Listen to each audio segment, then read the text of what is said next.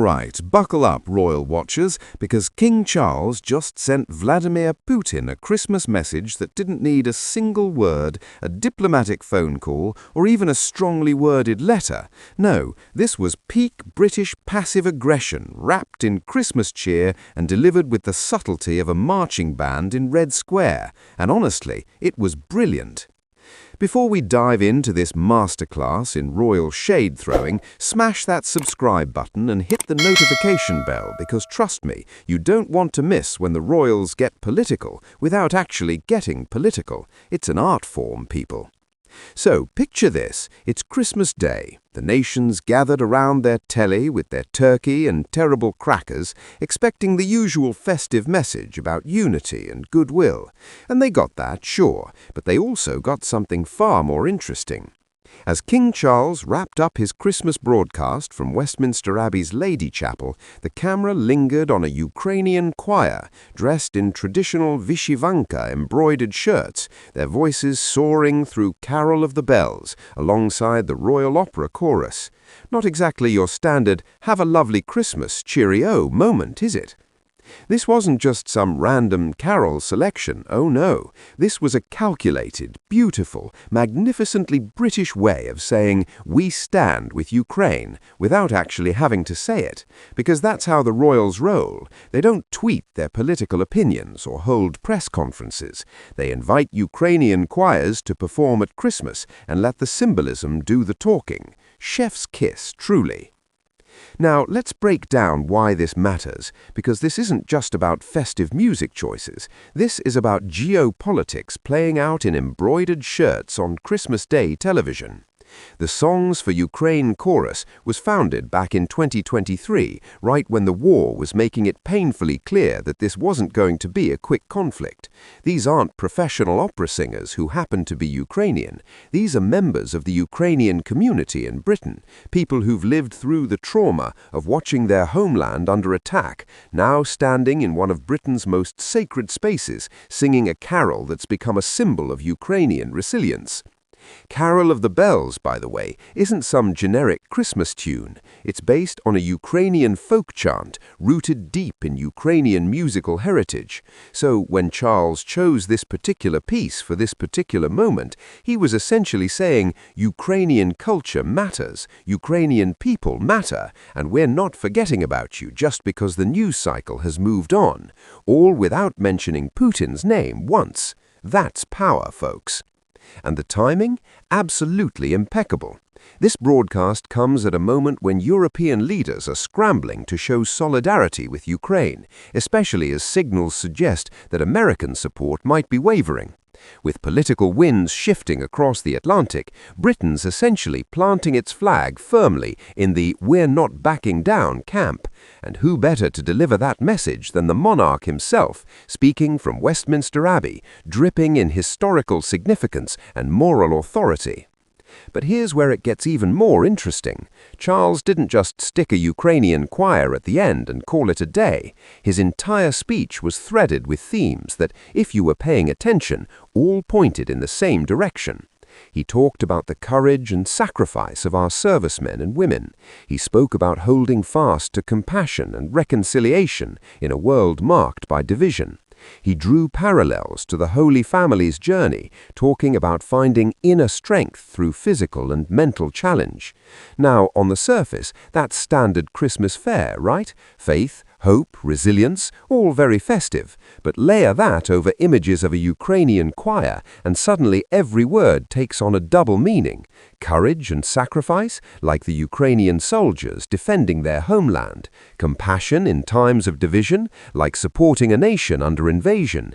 Inner strength through hardship. Have you seen what Ukraine's been through the past few years? Charles also mentioned acts of spontaneous bravery by ordinary people, from humanitarian workers in conflict zones to everyday citizens stepping up in crisis.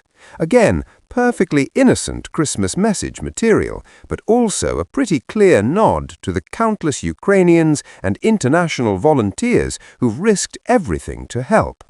It's like he wrote a speech that works on two levels, the traditional Christmas address for your gran and a geopolitical statement for anyone reading between the lines. And let's talk about the elephant in the room, or rather, the dictator not in the room.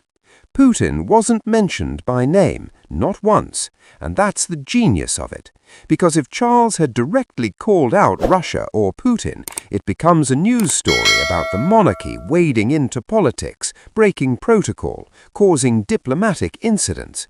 But this way, he's just celebrating Christmas, appreciating music, highlighting courage and compassion.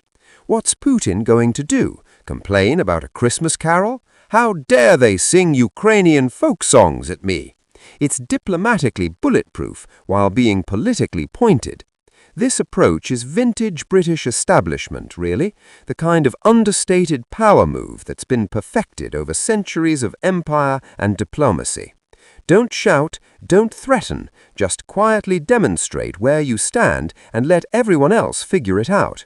It's the international relations equivalent of offering someone a cup of tea while pointedly not inviting them to sit down. Now, this isn't Charles's first rodeo with Ukraine support. He's hosted President Zelensky at Windsor Castle multiple times, which is no small thing. Windsor isn't just any venue. It's the oldest and largest occupied castle in the world. It's where the Queen spent her final years. It's the heart of British royal power. Inviting Zelensky there repeatedly sends a message. You're welcome here. You're respected here. You have Britain's backing. And now, bringing Ukrainian voices into his Christmas broadcast, which is watched by millions, continues that thread of support in the most public way possible. The Christmas broadcast itself is sacred territory, by the way. This tradition goes back to King George V in 1932, was popularized by Queen Elizabeth II when it went televised, and it's basically the one time each year the monarch speaks directly to the nation without politicians getting involved. It's personal, it's cultural, it's about values and unity. So choosing to use that platform, that moment, to include Ukraine speaks volumes about how seriously Charles takes this issue. And let's appreciate the visual storytelling here, because television is a visual medium, and someone in the palace clearly understands that. Those Vysyvanka shirts aren't just pretty, they're loaded with meaning. The embroidery patterns represent Ukrainian identity, tradition, and resistance. During the invasion, Vysyvankas became symbols of national pride and defiance, so seeing them on screen during the King's Christmas message, broadcast from Westminster Abbey, creates this powerful image, Ukrainian culture standing proud in the heart of British tradition, two nations united in their values. The whole thing was a masterclass in soft power. No tanks, no sanctions announcements, no diplomatic showdowns, just a choir, a carol, and a carefully crafted speech. But the message lands just as hard, maybe harder, because it's wrapped in Christmas spirit and cultural celebration. Putin's used to dealing with political rhetoric and military posturing, but what do you do when a king uses Christmas carolers to tell you off? You can't exactly invade a Christmas broadcast. What makes this even more fascinating is the context of Charles's own year.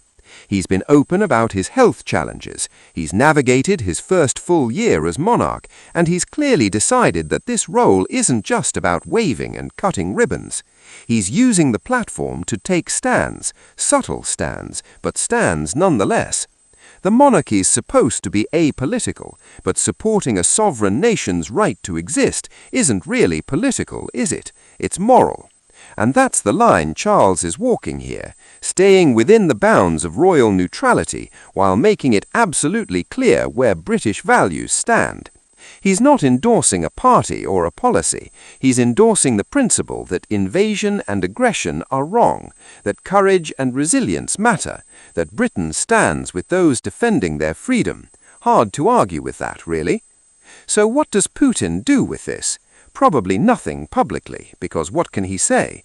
But the message has been received in Moscow, in Kiev, in Washington, and in every European capital paying attention.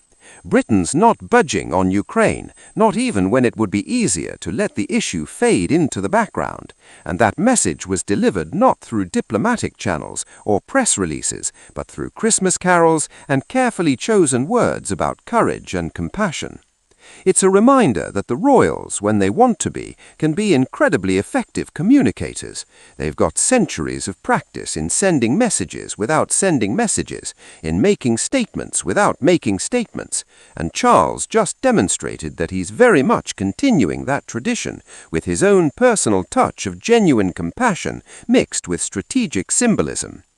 This Christmas broadcast will be remembered not just for what was said, but for who was singing when it ended. Those Ukrainian voices ringing through Westminster Abbey, carrying a message of hope and defiance and solidarity, backed by the weight of the British crown. Putin got his message all right, and it was delivered with a carol, a smile, and a kind of polite British firmness that's toppled empires. Thanks so much for watching, Royal Watchers. If you enjoyed this deep dive into royal diplomacy at its finest, don't forget you've already subscribed, right? Right. See you in the next one.